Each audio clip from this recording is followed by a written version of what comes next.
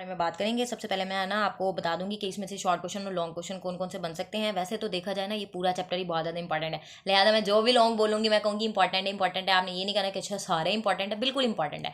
तो हम स्टार्ट करते हैं। सबसे पहले तो जो मेन डेफिनेशंस ही हैं यहाँ पे, आप अपनी बुक्स निकालो बेहतर है, और साथ साथ जो है ना स्टार लगाते जाओ, निशान लगाते जाओ। ये आपने साइड पे लिखना है तो आप लिख लो, याद रहेगा। क्योंकि चैप्टर अगर आपको तैयार करना है ना, चैप्टर तैयार करने के लिए ना मैं कहती हूँ आपको सबसे पहले पता होना चाहिए कौन सा क्वेश्चन इंपॉर्टेंट है, कौन सा टॉपिक इंपॉर्टेंट है, कौन सा टॉपिक को कैसे करना है, और तीसरी अहम बात यह है कि कौन सा टॉपिक पास्ट पेपर में आया हुआ है। ठीक है, ये तीनों बातें जब आपको पता होंगी ना तो आपको वो चैप्टर बहुत अच्छे से तैयार हो जाएगा। सही है। जो अब देखो शॉर्ट क्वेश्चन लॉन्ग क्वेश्चन जब आप अच्छे से तैयार कर लेते हो तो एमसीक्यूज करने के काबिल हो जाते होते हो। एमसीक्यूज आपको कभी भी सॉल्व करने नहीं आएंगे जब आप सिर्फ और सिर्फ पास पेपर पे डिपेंड करोगे और जो मेन बातें आई होंगी वो पढ़ लोगे। एमसीक्यू सॉल्व करने के लिए ना आपको पूरा चैप्टर करना बहुत ज़्यादा जरूरी होता है। ठीक है, तो शॉर्ट और लॉन्ग मैं आपको पहले बता देती हूँ कि ये जो स्ट्रेंथ पावर एंड एंड्योरेंस ये वाला जो टॉपिक है ना, यहाँ से सिर्फ आपके पास पेपर में शॉर्ट क्वेश्चन आए हुए हैं। जैसे जहाँ पे मैंने पीपी लिखा हुआ है ये शॉर्ट क्वेश्चन आए हुए हैं। स्ट्रेंथ है, स्ट्रेंथ ट्रेनिंग है, ये सारा ओवरलोड, स्पेसिफिसिटी, सेट प्रिंसिपल और रिवर्सिबिलिटी प्रिंसिपल, यहाँ तक आपके ये शॉर्ट है। और ये आपको सारे करने हैं। ये शुरू की बातें बेफजूल नहीं दी हुई, ये सब सारी चीज़ें जब आप समझोगे ना तभी आप अगले टॉपिक जो है ना वो करने के काबिल बनोगे। ठीक है, फिर उसके बाद हम आ जाते हैं पहला लॉन्ग है हमारा factor that influence tension generation in normal skeletal muscle.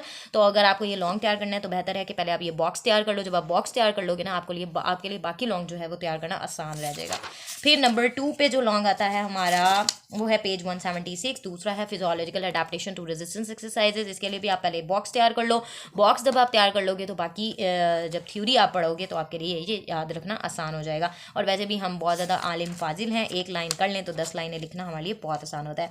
ठीक है, तो तीसरा जो हमारा लॉन्ग है वो है determinants of the resistance exercises. Determinants देखो कि रेजिस्टेंस एक्सरसाइज प्रोग्राम कितना इफेक्टिव है और कितना अप्रोप्रिएट है, कितना सेफ है, ये सारी चीज़ें मैटर करती हैं। ये फैक्टर्स जो है ना इस चीज़ को डिटर्मिन करते हैं। अब फैक्टर्स कौन कौन से हैं ये सबसे पहले आप बॉक्स तैयार करोगे और फिर अच्छा देखो मैं वही बात रिपीट कर रही हूँ कि मैंने आपको 3 लॉन्ग बताए और तीनों में मैंने आपको कहा है कि पहले आप बॉक्स तैयार करोगे फिर आप थ्योरी पढ़ोगे। एक तो ये होगा कि बॉक्स में इंपॉर्टेंट बातें दी गई हैं, आपको पता होगा कि अच्छा ये बात जो है वो अहम है, इसको मैंने अच्छे से हाईलाइट करना है और बाकी चीज़ों को आपने रीड करते जाना है। रीड आपने ज़रूर देना है, सिर्फ एक डब्बे पे नहीं वो कर देना होता। जैसे कि मैंने आपको कहा कि हम बहुत आलिम फाजिल और एक लाइन से 10 लाइनें लिख सकते हैं, आई नो हम लिख सकते हैं, बट फिर भी आपने कॉन्सेप्ट बनाना है ना तो आपको पूरा पढ़ना पड़ेगा। ठीक, फिर ये हमारे हो गए 3 लॉन्ग। फिर उसके बाद हम आ जाते हैं exercise types of the resistance exercise. ठीक है, ये आगे जो बातें स्टार्ट होने लगी ना ये बहुत ज़्यादा अहम है।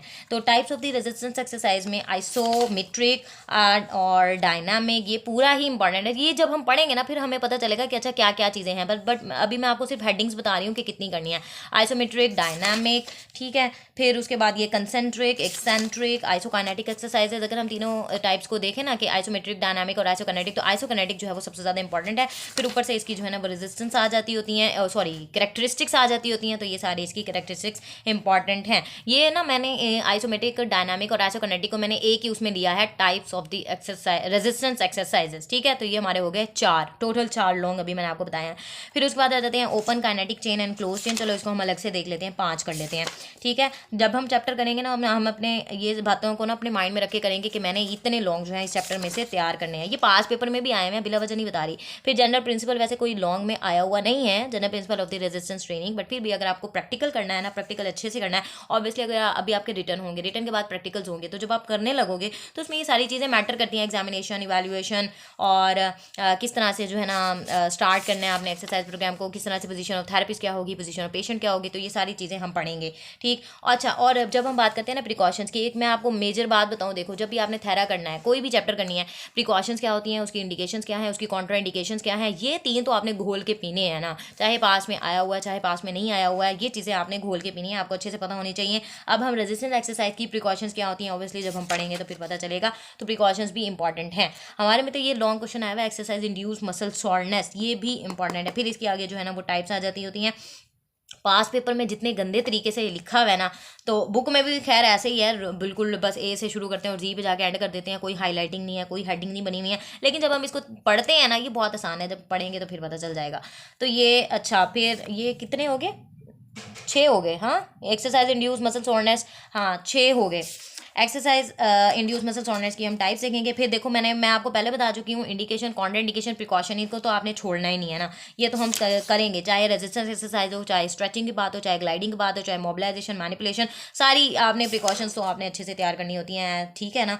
अच्छा, उसके बाद ये फिर हमारा प्रैक्टिकल पार्ट स्टार्ट हो जाता है। इसमें रिटर्न का कोई लेना देना नहीं है, यहाँ से रिटर्न, यहाँ से कुछ नहीं आता होता। फिर लास्ट में आ जाता है हमारा पीएनएफ। पीएनएफ तो है ही अहम, चाहे आप वाइवा में करो, चाहे आप जो है ना उसमें करो, रिटर्न में करो, तो पीएनएफ भी इंपॉर्टेंट है। पीएनएफ फिर उसके जो है ना वो डायगोनल पैटर्न्स हैं, वैसे पास में नहीं रिपीट हुआ डायगोनल पैटर्न। पीएनएफ तो आया हुआ है लेकिन ये डायगोनल पैटर्न नहीं रिपीट हुआ। फिर आगे प्रैक्टिकल पार्ट आ जाता है, इसमें कोई रिटर्न का लेना देना नहीं है, जब आप प्रैक्टिकल करोगे तब आप इसको देखना पड़ेगा। फिर टेक्निक्स ऑफ द पीएनएफ ये पास में आई हुई हैं। ये टेक्निक्स क्या होती हैं, ये आपका अपना लॉन्ग है, फिर आपने इसको भी अच्छी तरह के तैयार करना है। ये हो गए हमारे 7 पीएनएफ तक, हमारे जो है ना हो जाती हैं 7। फिर उसके बाद इक्विपमेंट्स, नहीं इक्विपमेंट्स का कोई इतना ख़ास वो नहीं आया हुआ क्वेश्चन।